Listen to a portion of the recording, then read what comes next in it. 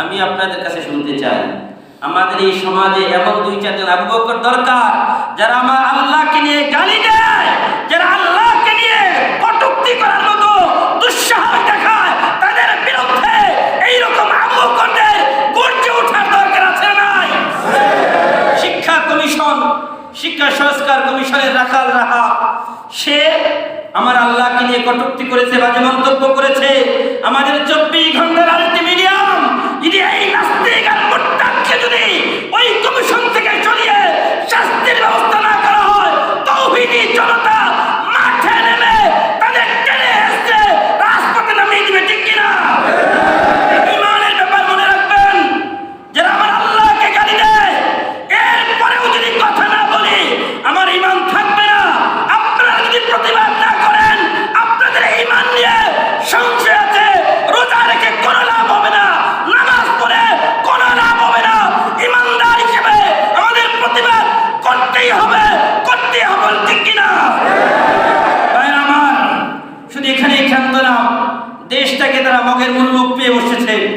দেশে আইন শৃঙ্খলার এত অবনতি ঘটেছে, আল্লাহকে নিয়ে একদিকে গালি দিচ্ছে, আল্লাহকে নিয়ে মন্তব্য করছে, কটূক্তি করছে, অপরদিকে আমার রাসূল আকরাম সাল্লাল্লাহু আলাইহি ওয়াসাল্লাম ইমানদারের কলিজা, ইমানদারের জীবনের থেকেও বেশি যারা ভালোবাসে, সেই রাসূলকে নিয়ে আবার কটূক্তি করার মতো দুঃসাহস দেখিয়েছে এমন এক নাস্তিক মুরতাদ রয়েছে। অপরদিকে আবার দেখেন, যাদের হাতে আইন ছিল তারা আইনের রক্ষক হয়ে ভক্ষক হয়ে গেছে। আইনের রক্ষক হয়ে ভক্ষক হয়ে গেছে কেন? র্যাবের এক কর্মকর্তা আপেল উদ্দিন, সে এক বন্দী নারী, তার স্বামী সে জেলে আছে, তার ওই বন্দীকে ভয় ভীতি দেখিয়ে তার স্ত্রীকে রমজান মাসে গত রমজানে রোজা ভেঙিয়ে বারবার জোর করে ধর্ষণ করেছে, বারবার ধর্ষণ করেছে। সুতরাং যারা আইনের রক্ষক ছিল তারা যদি আইনের ভক্ষক হয়ে যায়, এই দেশ আর নিরাপদ থাকতে পারে না। সুতরাং যা অপরাধ প্রমাণিত হয়েছে, আমরা ভিডিও কল শুনেছি, তাদের কল রেকর্ড ফাঁস হয়েছে, এরপরেও যদি অপেক্ষা থাকা হয়, আমরা বুঝবো ডালবে কুচ কালা হয়। যারা তাদেরকে বাঁচানোর চেষ্টা করবে, মনে রাখতে হবে বিগত দিনে কেউ বাঁচতে পারে নাই, এখনো বাঁচতে পারবে না। যদি কেউ এইরকম তাদেরকে বাঁচানোর চেষ্টা করে, তাওহীদি জনতা মাঠে নামবে, বলেন ঠিক কিনা? তাওহীদি জনতা কারা? এই প্রশ্নের উত্তর দেওয়ার সময় এসেছে আজকে। অনেকের প্রশ্ন, হুজুর তাওহীদি জনতা কারা? আজকে এই প্রশ্নের উত্তর শুনে যান, এতদিন বলি নাই, আজকে বলতে বাধ্য হচ্ছি। যারা এক আল্লাহকে বিশ্বাস করে তারা তাওহীদি। বলেন, যারা এক আল্লাহকে বিশ্বাস করে? আমরা এক আল্লাহকে বিশ্বাস করি কিনা? কে কে আল্লাহকে বিশ্বাস করেন না হাত তুলেন।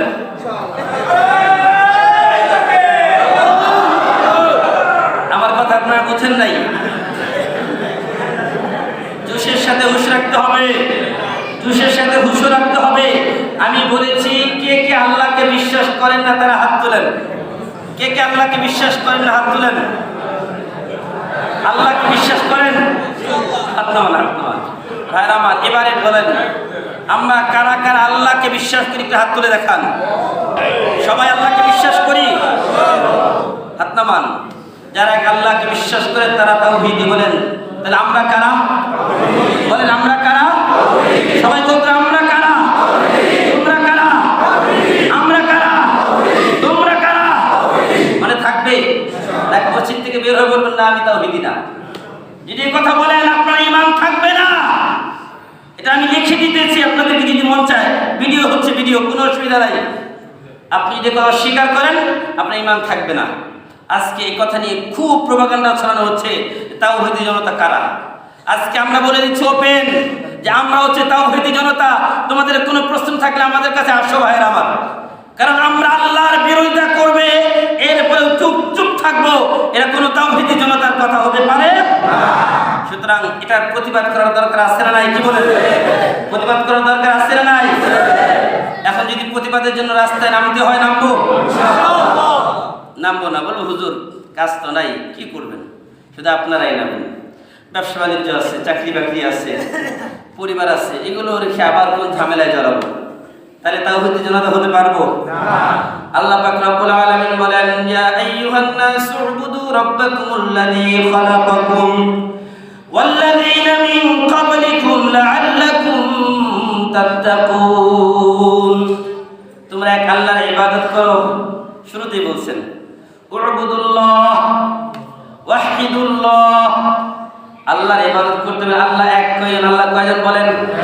আল্লাহু আহাদ, আল্লাহ এক, একক। আল্লাহুস সামাদ, লাম ইয়ালিদ ওয়া লাম ইউলাদ ওয়া লাম ইয়াকুল লাহু কুফুয়ান আহাদ। আল্লাহর সমকক্ষ কেউ আসেনি। এখন বলেন, তার যারা আল্লাহকে নিয়ে গালি দিয়েছে, আল্লাহকে নিয়ে বাজে মন্তব্য করেছে, তাদের বিরুদ্ধে বিচার হওয়ার দরকার আছে না নাই? আর এই বিচার বাস্তবায়ন করার জন্য, ত্বরান্বিত করার জন্য রাস্তায় নেমে আমাদের রাজপথে স্লোগান দেওয়ার দরকার আছে না নাই? যদি আন্দোলনের জন্য না বলি, কথা না বলি, তাহলে তাদের বিচার হবে না, আমরা জানি। এজন্য আমাদের ইমানদার হিসাবে ইমানের দাবি হচ্ছে রাজপথে নেমে তাদের বিরুদ্ধে স্লোগান দিয়ে যারা আইনের মালিক রয়েছেন তাদেরকে বুঝিয়ে দেওয়া, তাওহীদি জনতা চায় তাদের বিচার বাস্তবায়ন করতে হবে। অন্যথায় তাওহীদি জনতা তোমাদেরকে ওই চেয়ার থেকে টেনে হেঁচড়ে নামিয়ে দিবে, ঠিক কিনা? আজকে যদি আমরা নামাজের পরে একটু রাস্তায় নামি, অসুবিধা আছে? কারো অসুবিধা আছে নাকি? আমরা নামাজের পরে ইনশাআল্লাহ অল্প সময় একটু বিক্ষোভ মিছিল করবো। রাজি আছেন সবাই ইনশাআল্লাহ? ঈমানের বিষয়ে রাজি থাকবেন ইনশাআল্লাহ? আল্লাহ তাআলা সবাইকে তৌফিক দান করুন, আমিন। আসসালামু আলাইকুম ওয়া রাহমাতুল্লাহ।